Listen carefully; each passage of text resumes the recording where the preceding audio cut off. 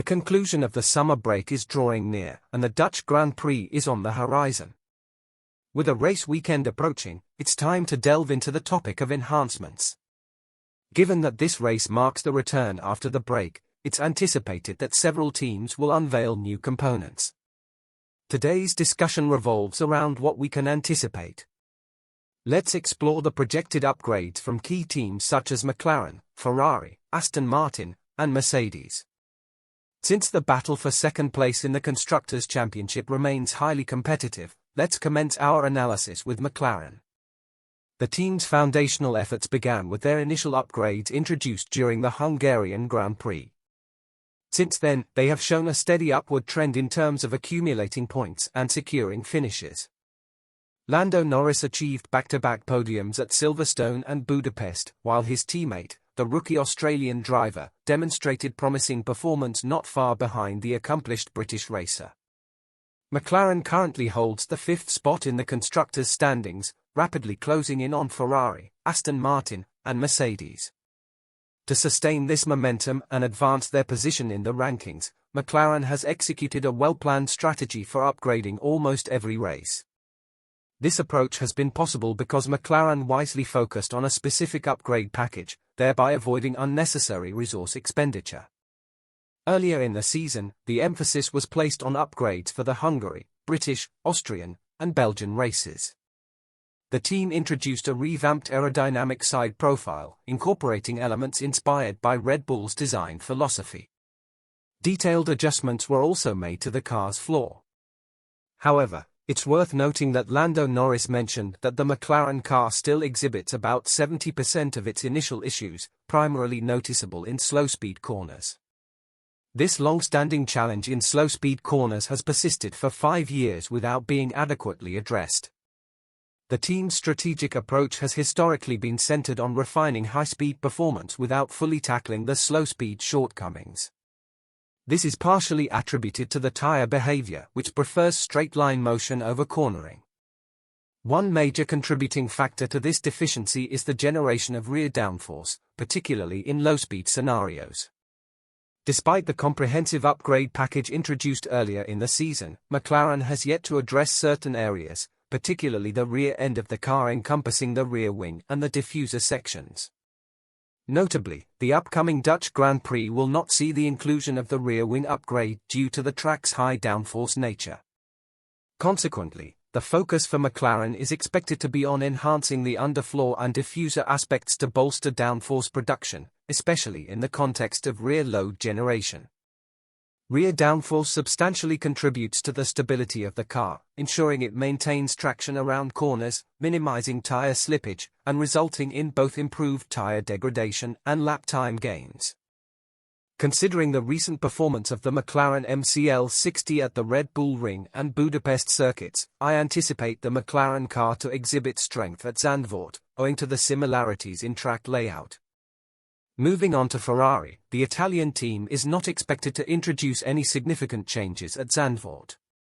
However, they plan to introduce minor components aimed at enhancing the consistency of downforce generation. Team principal Vasseur envisions that the major upgrade packages for the current season will be unveiled either during Formula One's return to Qatar in early October or at the subsequent round in Austin. Vasseur also disclosed that all development work on the SF23 has been halted, as the team redirects its focus toward their 2024 contender for this season. Vasseur outlined that wind tunnel development ceased at the end of July, but there are already parts under consideration and in progress that will be brought to Qatar or Austin. He communicated this to Italian media outlet Gazzetta dello Sport. Additionally, Frédéric Vasseur divulged insights about the team's developmental strategy, set to commence right from the Dutch Grand Prix.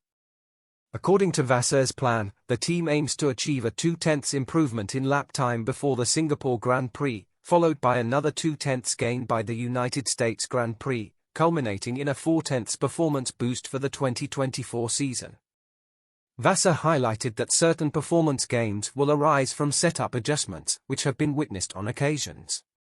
When Ferrari optimizes its setup effectively, the SF23 proves to be a competitive race car, indicating its narrow operational window.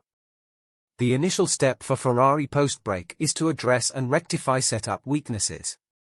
Following this, as per Frédéric Vasseur's strategy, the team has numerous new components in the pipeline to inject greater intrigue into the latter part of the season. For the Dutch Grand Prix, reports suggest that the team plans to introduce minor enhancements, including alterations to the brake duct shape. Turning our attention to Aston Martin, credible sources indicate that they are bringing substantial upgrades to the Dutch Grand Prix. Team principal Mike Krack asserts that these upgrades will re-establish the AMR-23 as the second fastest car on the grid. After the upgrades in Canada, Aston Martin slipped out of contention for podium finishes, seemingly unsettled by those modifications. Nevertheless, Mike Krack revealed that the team is preparing significant upgrades for Zandvoort, one of which is rumored to be a substantial underfloor enhancement with a profound impact on the car's downforce generation capabilities. Mike Krack has maintained a notably reserved stance throughout this season. He cautiously broached discussions concerning the team's commendable performance in the season opener. Thus, when someone of his disposition articulates a statement about his team's renewed intent to challenge their rivals, it merits substantial consideration. Aston Martin is poised to make significant enhancements, including not only a floor upgrade but also an additional side pod update, with a specific emphasis on refining the undercut region of the car's body. These endeavors are geared towards enhancing airflow and optimizing downforce generation across these aerodynamic components. An impending introduction of a new front wing is also anticipated, synergizing with the other upgrades to influence the aerodynamic interaction within the upgraded floor configuration. Mike Krack, the team boss, divulged that the team possesses ample budgetary resources to enact substantial upgrades toward the culmination of the season. He also underscored the pivotal importance of their work on the AMR-23 in laying the groundwork for the development of their 2024 contender. While an unequivocal, magic bullet, confirmation remains elusive, a detailed development plan has been meticulously set in motion. This plan is rooted in the continual evolution of the car while remaining adaptable to the nuances that arise as the season unfolds. Shifting focus to Mercedes, the team is also poised to unveil a substantial upgrade package at Zandvoort. After implementing a significant upgrade package in Belgium, the Silver Arrows aim to build upon that progress. Notably, alterations were made to the side pod profile, adopting an aggressive rearward approach to bolster rear load generation. This modification inadvertently triggered instances of porpoising.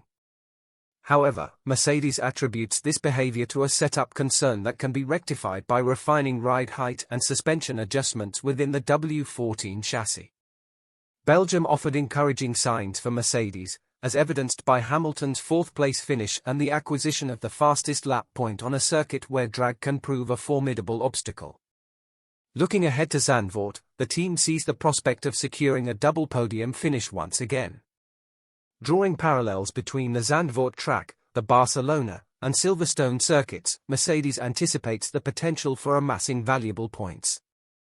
In the realm of upgrades, Mercedes intends to solidify its Belgian package at Zandvoort, as per reports. This involves introducing a new floor specification to harmonize with the side pod design revisions. The overarching objective of this enhancement is to amplify rear downforce generation, thereby furnishing the drivers with a more stable platform to attack laps with heightened confidence. James Allison, Mercedes' technical director, recently addressed the underlying issue and the significance of consistent downforce figures in mitigating these challenges. He emphasized the enduring value of downforce and also highlighted efforts to imbue the car with reassurance for drivers, finding a balance between initial responsiveness during corner entry and assured front-end grip during apex negotiation.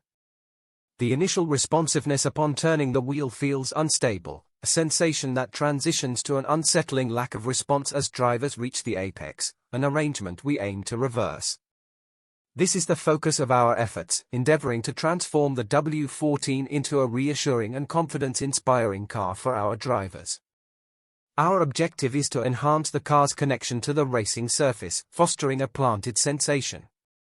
Achieving this requires a consistent improvement in underfloor downforce generation. With this in mind, the team is set to introduce a new floor specification at Zandvoort. Concurrently, James Allison is keen on conducting a series of evaluations with the W14, particularly as his primary focus is on developing next year's W15. With the race weekend rapidly approaching, the timing is crucial. What are your expectations for the upcoming Dutch Grand Prix? As various teams contemplate potential upgrades, which one do you believe has the strongest potential to challenge the Red Bulls at Zandvoort? We greatly value your insights and perspectives, so please feel free to share them in the comments section below and as you navigate down. Remember to subscribe to the channel to receive notifications about our future uploads, ensuring you remain well informed about the developments in the 2023 Formula One season.